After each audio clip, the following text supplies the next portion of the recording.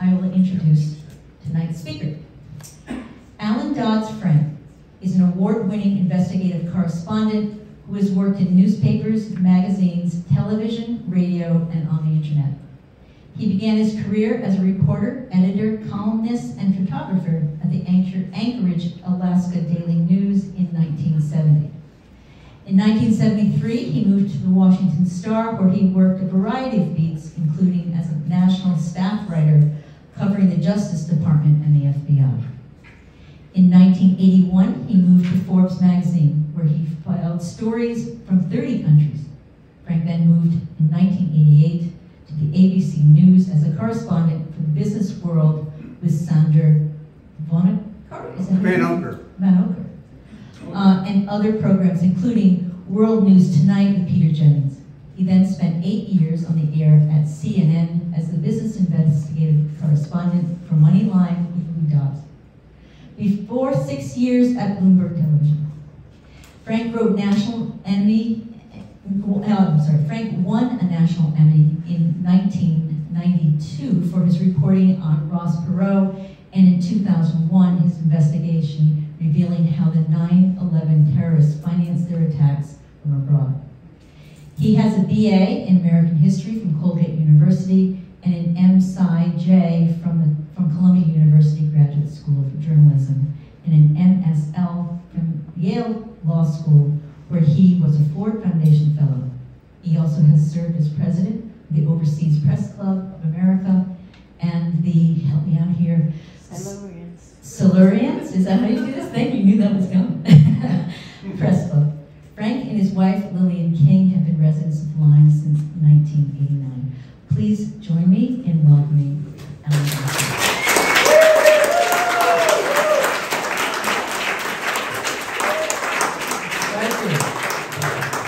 Welcome, everyone. I'm so glad you're here.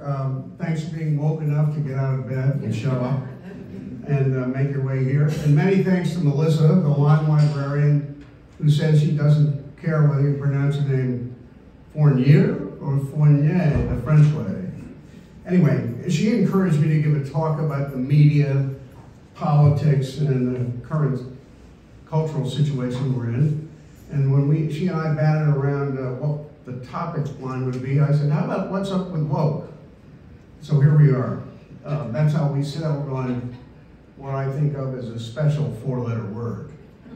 It's gotten so many meanings, and I don't want to forget to thank my darling wife, Lillian, for going nuts trying to make graphics for this presentation, since the PowerPoint is an alien concept to me. And she helped with content and overall sanity. Now, looking out at this crowd, I wonder whether you would be viewed by some politicians as well-informed citizens eager to learn more, or as a woke mob. It's possible you could do both. Anyway, I promised the librarian that I wouldn't swear, and I'm going to try to stick to that. Although, who knows?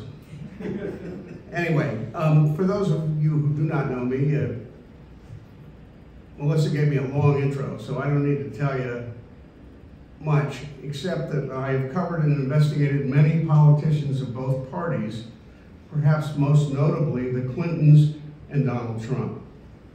So as I trace the many permutations of woke, I will outline how I believe the media, the justice system, and politics fit in. We will explore how the word woke has gone from positive to negative connotations, as politicians, especially on the right, utilize prejudice to gin up fear. To complete your welcome to the culture wars, we'll also take a look at the evolution of a few other politically significant words and phrases. But before I ramble across the battlefield of language, I'd like to start with some audience participation. Who wants to take a shot at defining woke for us? Go ahead, Tina. Awareness of injustices in society that we didn't think about 30 years ago. That's a great definition. If I'd had time, I would have had a slide made. Anybody else? Anything we don't like. Charlie, friendly, anything we don't like, okay. So the permutations this word has undergone encapsulate the bigger cultural and political picture. The word is now a lightning rod with wildly divergent meanings for people of different political persuasions.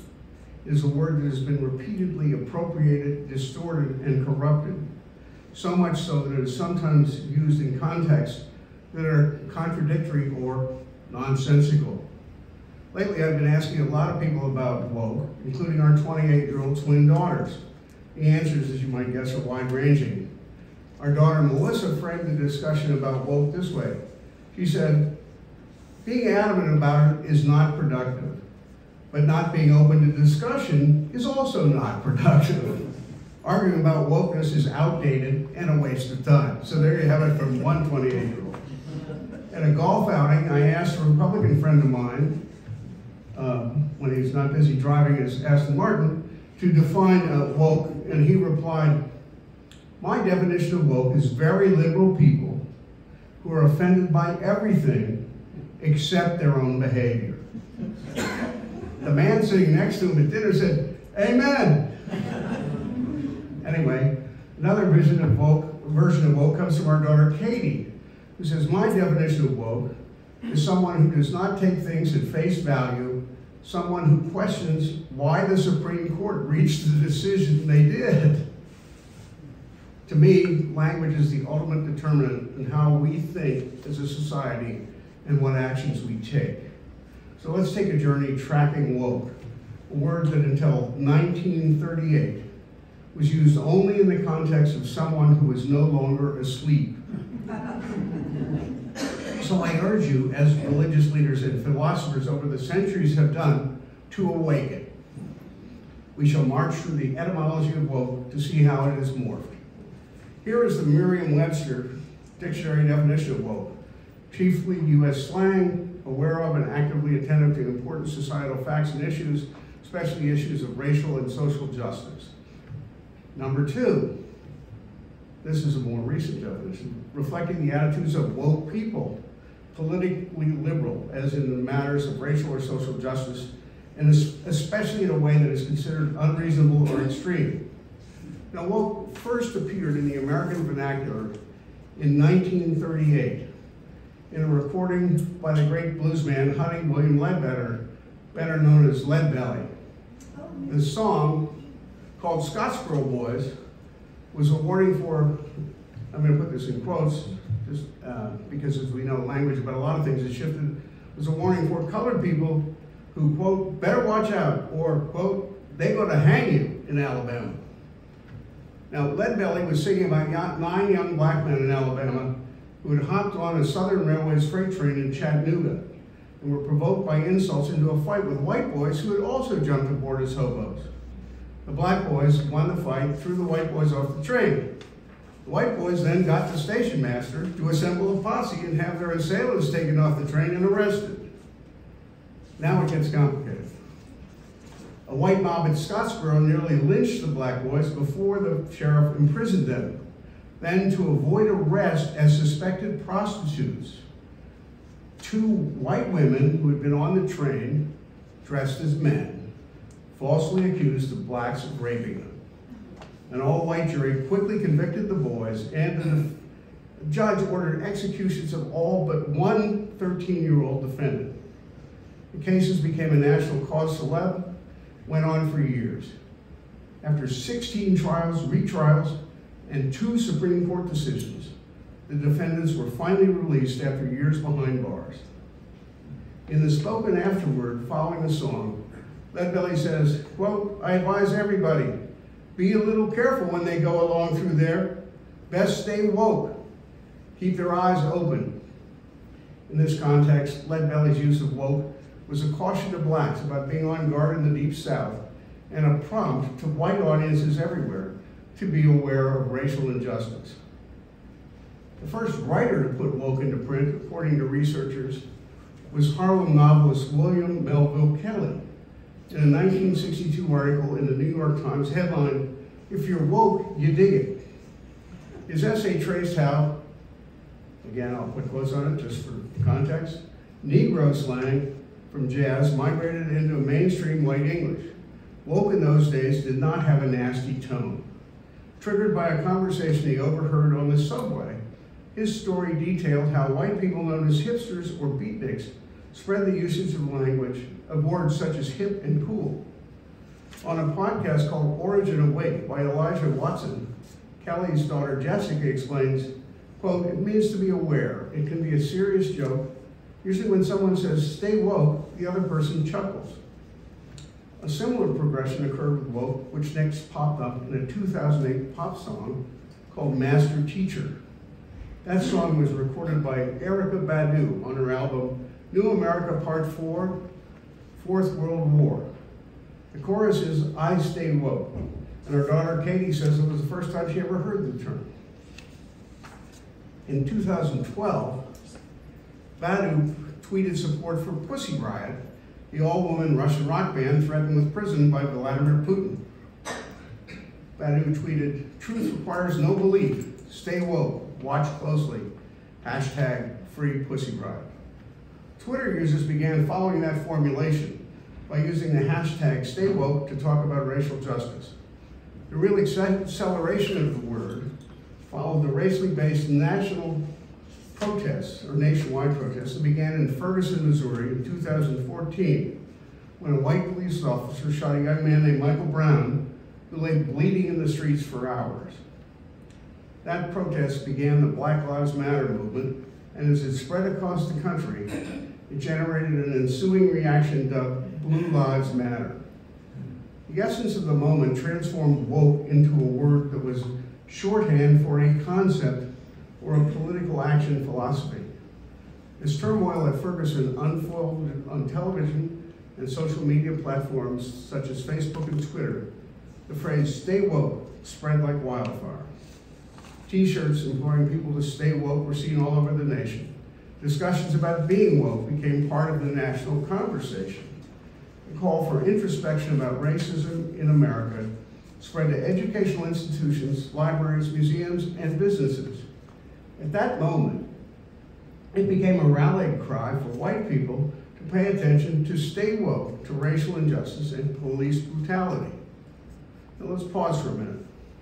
We examine the phrase white backlash and how often it's used to describe the political reaction to minority groups feeling abused. But is it accurate? Are the people seeking improvements in racial or gender justice really the trigger for white backlash? Or, as the new book White Lash, American White Lash argues, is the real issue simply white resistance to doing anything to mitigate racism? Is the issue about any change to the status quo? Maybe you recall the phrase blue lies, a term that was intended to justify mistruths uttered by police. Often blue lies were falsified arrest reports which protected officers from charges of misconduct or resulted in unfair charges against defendants. Blue lies were supposed to be justifiable as a way to preserve the public's faith in the integrity of police departments. One good example of such a counter-narrative is Blue Lives Matter, a movement that started after Ferguson as a defense of police behavior. It quickly devolved into a symbol for white supremacists. The Blue Lives Matter flag these days substitutes for the Confederate flag as an anti-black symbol.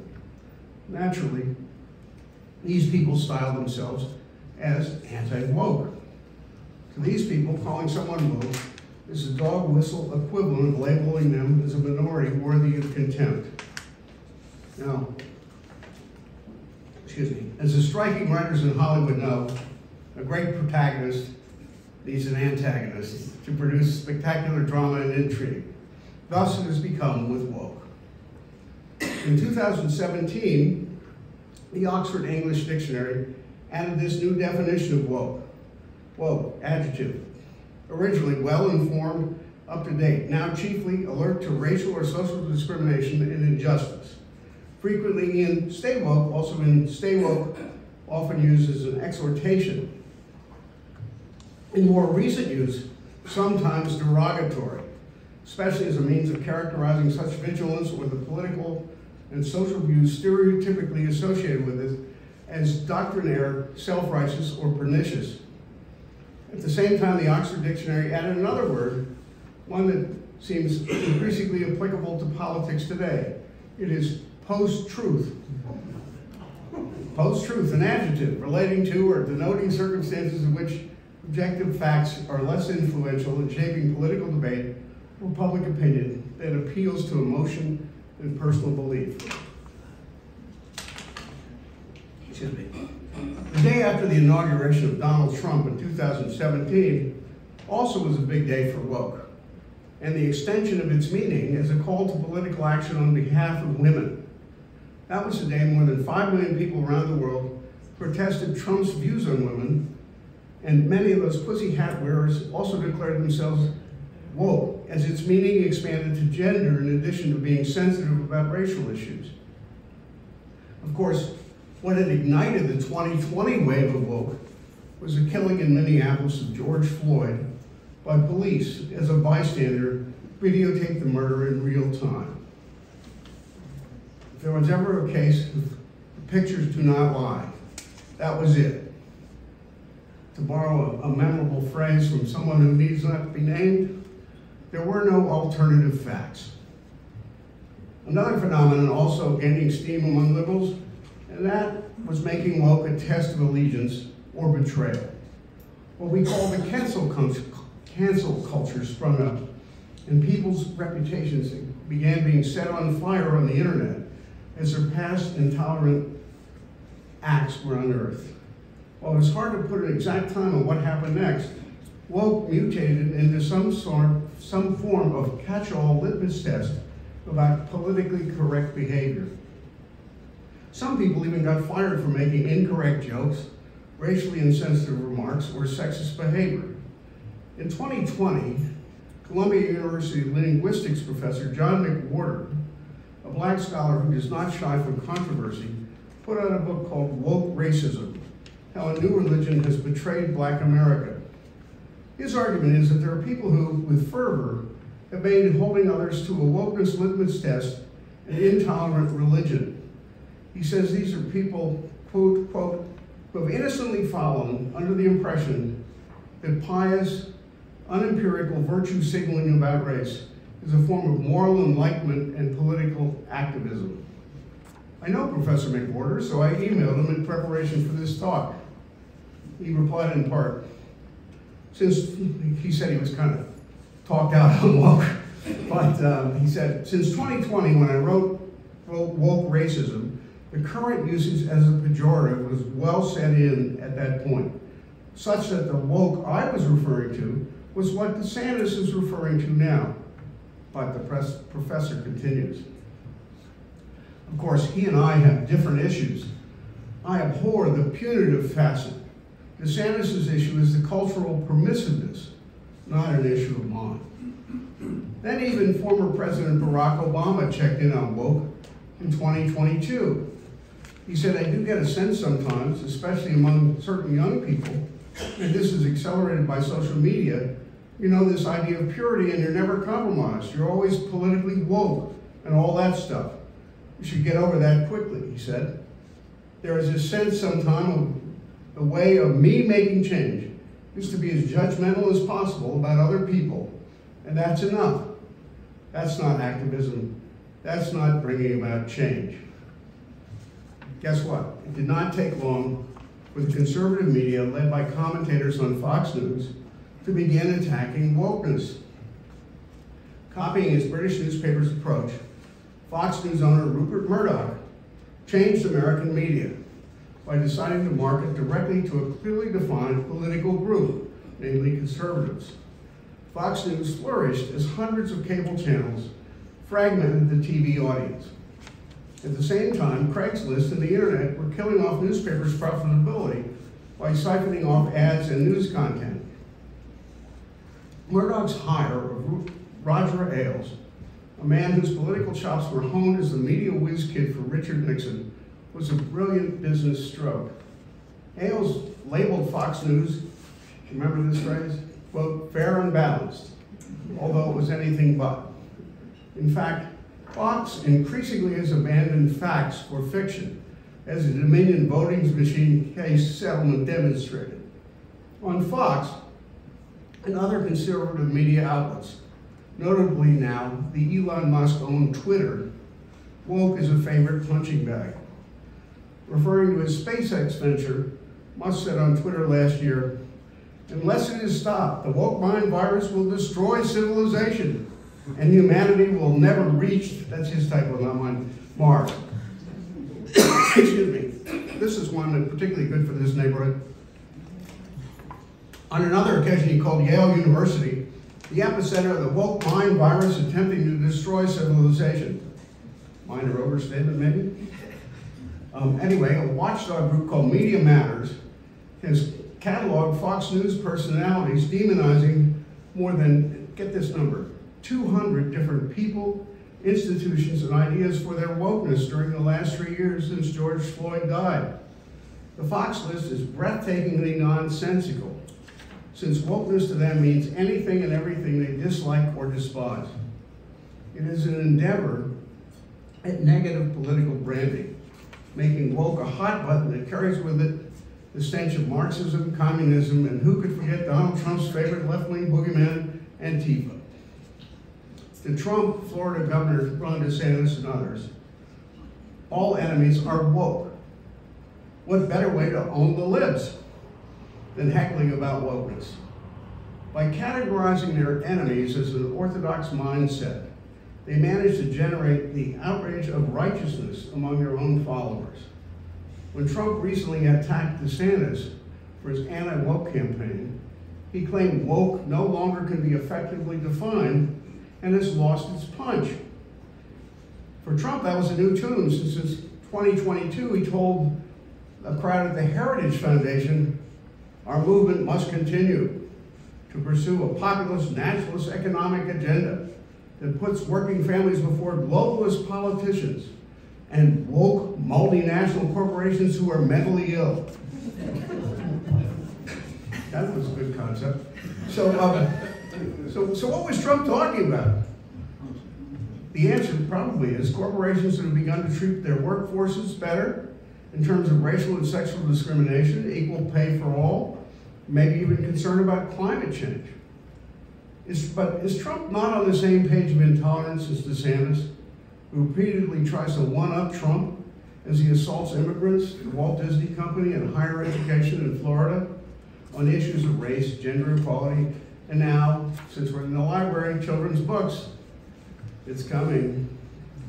DeSantis has made Florida, as he says, quote, "Florida is where woke goes to die." That's his battle cry. I wonder if it will make millions of people avoid Florida whenever possible.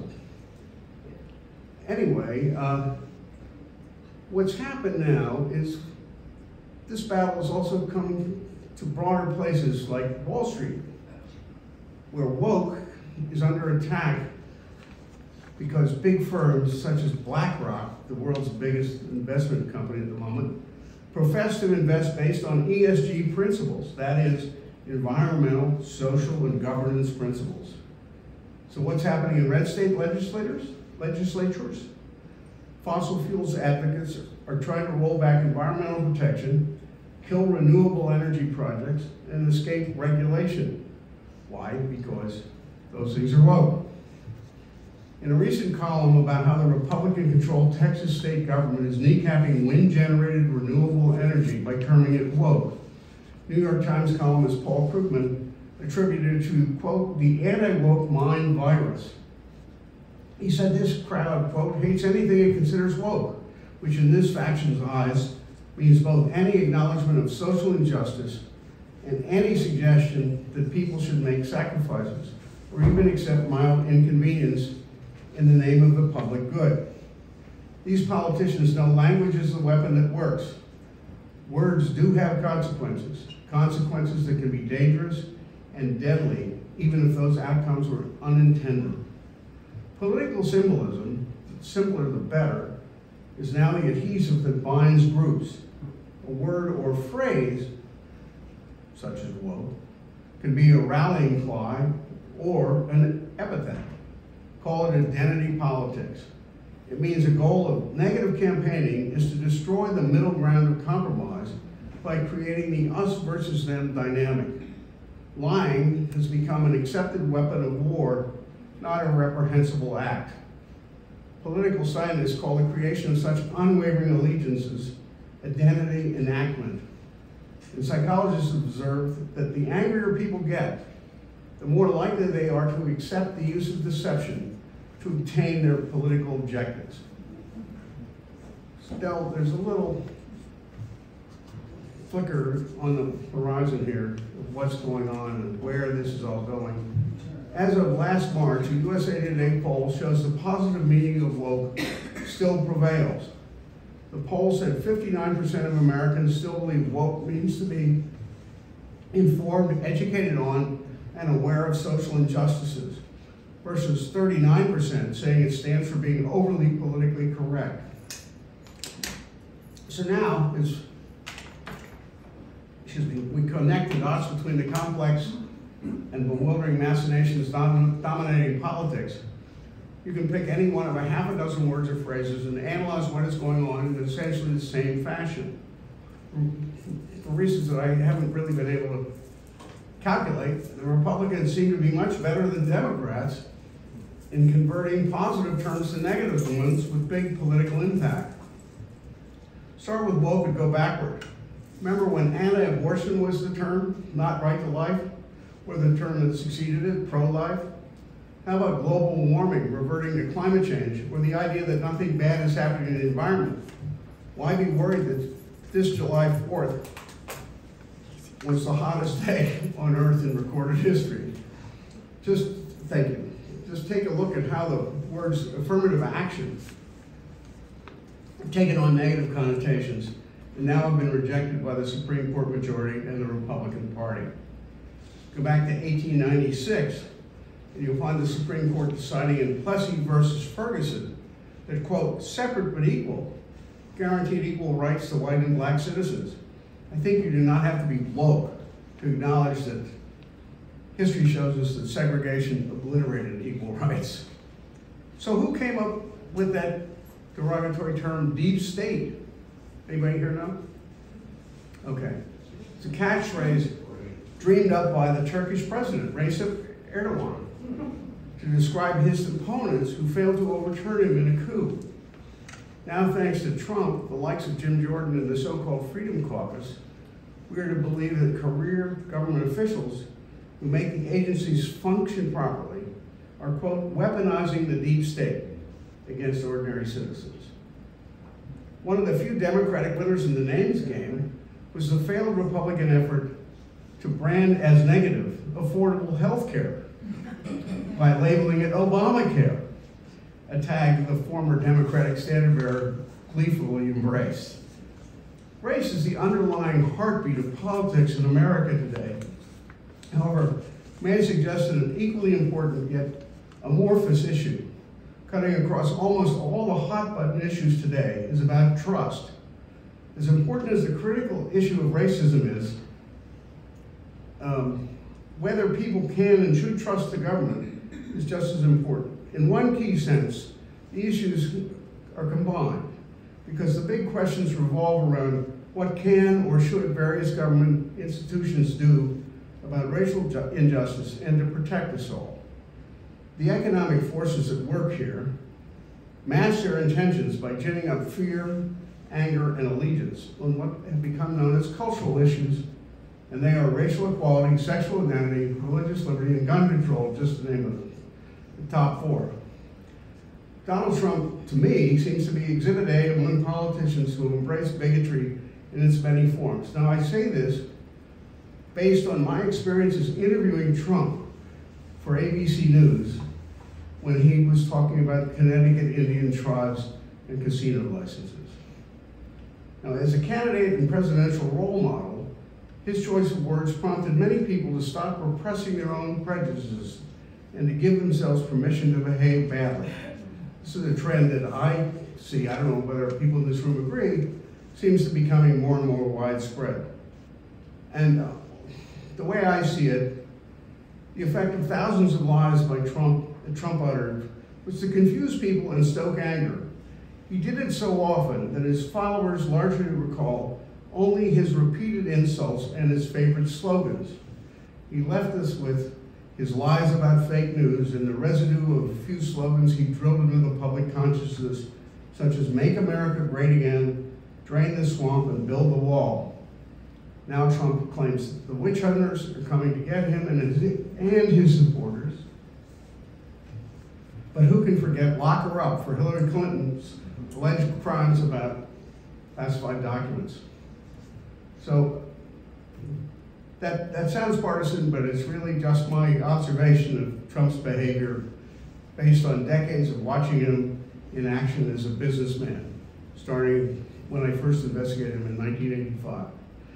And one other thing, which is strictly my opinion, to me, the media really has failed to understand Donald Trump's holds on many average Republicans. I think it may be largely due to his long-running entertainment value as the top celebrity scofflaw. He is the O.J. Simpson chase that never ends, the train wreck that keeps on giving. And as he correctly notes, DeSantis is boring. Perhaps at the same time, DeSantis may be ideologically the most threatening for democracy, since, as his main talking point, he may never let woke die. He doesn't have anything else to talk about. Here lies the danger to me. A well-organized, well-funded, determined minority can, through today's fractured media and the internet, dominate the political dialogue.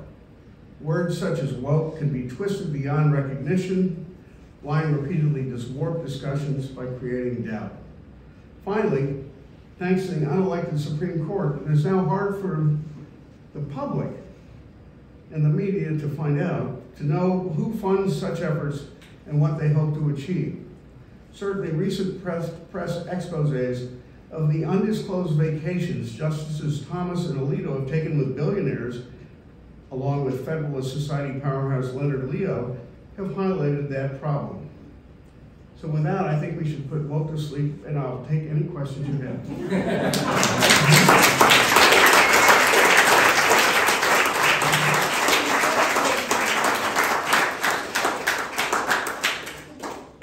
Has anybody Googled woke lately? Yes. It's quite interesting. It turns out there are a lot of different comments about woke, and there are several great podcasts about the history of the word. So I would urge everybody to take a deeper dive if you haven't already. And Rolf? Yeah. For those of you who don't know me, I'm a Rolf Wolfinger. Allan, as alarming as all of this sounds, I would like to add another historical dimension to this. In 1933, Hitler became Chancellor of Germany without having had the majority of the votes in the last election. A year later, Germany was on its way to a dictatorship. And all the progressive voices that had been so abundant before 1933 were silenced in years after 1934. The large majority of the Germans, and I make the parallel to the large majority of Americans, saw this happening with their own eyes, but were unafraid, or sorry, not unafraid, but were unaware of something to be done about it. And I remind the people here that the final defeat of the regime that came to power in 1933 was the total destruction of Germany in the Second World War. I pray that this is not going to happen to this country, but I'm not all too optimistic. Well, I would add to that, Rolf, thank you. It certainly appears to me that the way this word woke has evolved, it really is electrifying in the sense that it terrifies people to use it one way or the other. And it really is a method of, now by the right, of trying to somehow shame people into not speaking their minds. And I think if you were to take this language argument further, you would say, gee, how did the Clinton campaign in 2016 and the Democrats misunderstand the value of last century's media, yard signs and hats? I mean, whatever you think about Donald Trump, he did a way better job of branding what he was doing than the Democrats did. I mean, I think the Democrats thought it would be all digital. They played not to lose. Jim Comey buried him, and they still shouldn't have lost. So, and I think a lot of that was about language. I mean, if you look at what Donald Trump did to every one of his primary opponents, he tagged them with a nickname. And the only nickname that stuck to Donald Trump is really not widely spread, but it was created by good old Spy magazine when they called him the short-fingered Bulgarian, which used to make him crazy. But he's managed to move past that in Spy magazine because he gets it like nobody else does. Just spell my name right. I don't care what you say about me. I mean, Lonnie? This reminds me of the early 50s with Joseph McCarthy. All you had to do at that time was say you were a communist, you were associated with a communist, or they thought you were a communist, and you were done. And it's the same exact usage. The young man in the back talking about 1932. It is such a reminder, because there were a number of wars going on in the world at the time, and it was total chaos, and people were looking for a way. The Depression had not really ended. It was just taking the world over. And it was easy for someone to come in with an answer, catch the ear, and just caught fire. I think that is absolutely right. And it's funny because Lillian helped me so much with this presentation, but the one thing I had thought about doing and then I forgot is I was going to print out Media Matters list of the 200 plus names and institutions vilified by Fox for woke, and unlike Joe McCarthy, I was going to show you the document. Tina? One note, wasn't the John Birch Society way back talking about deep state conspiracies? They may be, but I'm not, I don't know if they use the exact phrase deep state. I mean, for instance, Awake, I mean, Marcus Garvey, before anything we talked about, wrote a book about Awake Africa and all that. But Awake and woke were slightly different. So but you may be right about that. The John Birch Society certainly, the Koch brothers go back to the John, their parents go back to the John Birch Society. Well, my real question for you is, I'm a fan of Phoebe's Freebies. And Of who? Phoebe's Freebies. Oh. At the Goldline Library. And yesterday I picked up a book by Al Gore who wrote it in 2007. I forget what the title is. But he is basically saying, where has truth in media reporting gone? And he kind of used the example of Walter Cronkite to, all the entertainment stuff that seems to be all we were seeing, possibly right-wing for hours a day. You were there, Alan. Well, yeah, I mean, when I went off the air in 2009, I was like the last of the dinosaur investigative reporters, except for a few old anchors on 60 Minutes, which has actually shifted to many more feature stories than it used to have. And to me, there are two things that have happened, and I've kind of mentioned them. One was the fractioning of the audiences. The second thing that I did not mention, but is quite clear, is the creation of 24-hour cable. Because you may remember Gresham's law about currency. The cheap currency drives the deer out of circulation. You stick your gold bars under the mattress. Well, to me, the media corollary of that is the cheap coverage drives the deer out of circulation. And if you gotta be on all the time, you gotta fill it up. And another sort of subset of that is the change in litigation and the way the media, newspaper, the print empire has been destroyed because they don't have the revenue anymore from classified ads particularly. And therefore they don't want to support investigative reporting, but they don't want to for two reasons. One, it costs money.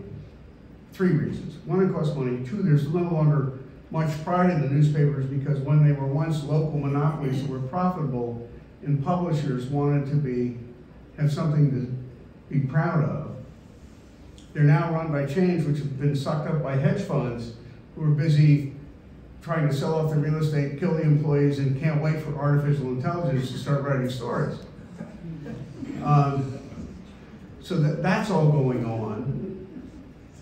And the police picking categories to market to with so many channels is a different profit model. And then, so those are all reasons why news has gone away. Plus, the internet peppers you all the time, so you can't, it's much harder to preserve a special product. And the publishers were not very aware early in the game about how they were getting their lunch eaten by the likes of,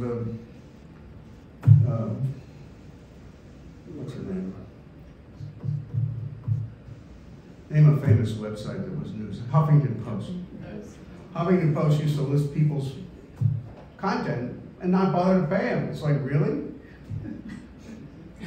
And she and a lot of other websites got away with it for a long time until publishers realized, oops.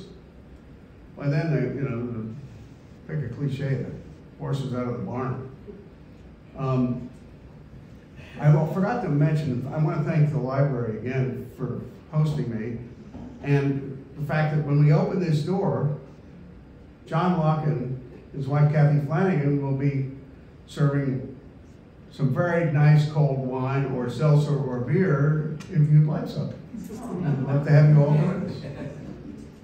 Any other questions? Yes. Oh, thanks for coming and talking tonight. I guess I'd like to get your perspective.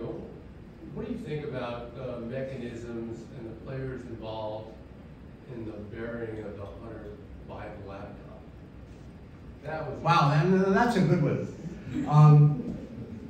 Because as I've told you, I've investigated many politicians in both parties, and it's almost a certainty that Hunter Biden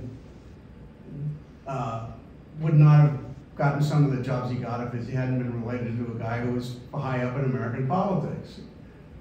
But did he drop the cocaine in the White House yesterday?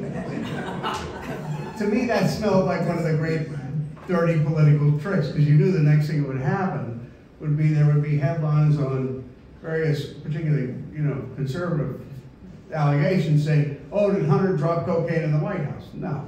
I mean, we'll see what happens with that, because maybe they'll find it out of where it was in the video. So who paid for the Hunter Biden laptop? Hunter Thompson would have paid for it. Who paid to have Hunter Biden's computer stolen? I don't know. I mean, I know there have been stories about it, but there's a very big and deep, complicated pool of dark money that finances dirty tricks. I mean, I'll pick another politician I covered, Elliot Spitzer, who I used to cover a lot. You know, who was a pretty good public servant, except he had a few, you know, foibles. Like, instead of going to the gym, he would go to a hooker for the lunch hour. And how did he get caught? Well, he was taking on some very well-to-do people, like Dick Grasso, the head of the New York Stock Exchange, Ken Langone, co-founder of Home Depot. Supposedly the story was that Elliot Spitzer got caught because he kept going to his local bank, which was a branch of a Long Island Bank, which happened to be where Langone and Grasso live, to take out $10,000 in cash. But as a result of the World Trade Center collapse in 2001, there was a new law saying that transactions involving large amounts of cash, I can't remember what it was, 5,000 or what, but you got the idea, made by government officials who could be susceptible to blackmail, needed to be reported under the Anti-Terrorism Act. And that, theoretically, was the reason he got caught. Now, I haven't reported this, I can't prove it, but if somebody actually could prove that some of these rich guys who didn't like Spitzer had a private eye following him around and said, oh, this is a technicality, but it'll work for us to get this baby rolling. I don't know. I mean, I don't want to get into a lot of conspiracies, and I think your question about Hunter Biden is a good one. I mean, he deserves coverage, but he's a little different. I mean, is Hillary Clinton's behavior with classified documents the same as Donald Trump's? I think it's a different kind of deal. I mean, the facts are different. And the long answer is we don't really know all the facts yet about Hunter Biden. So maybe we will, maybe we won't. Any other questions or time for a drink? So, just real quick, I just want to make a real quick announcement. You'll do me a huge favor. We've got these program evaluations, and it gives me an opportunity to hear from everybody what they want to see, if they liked it. I'm going to leave them over there on the table. They'll get you a drink first. But I need, if you could do me a favor. Thank you. And thank you very much. Thank you.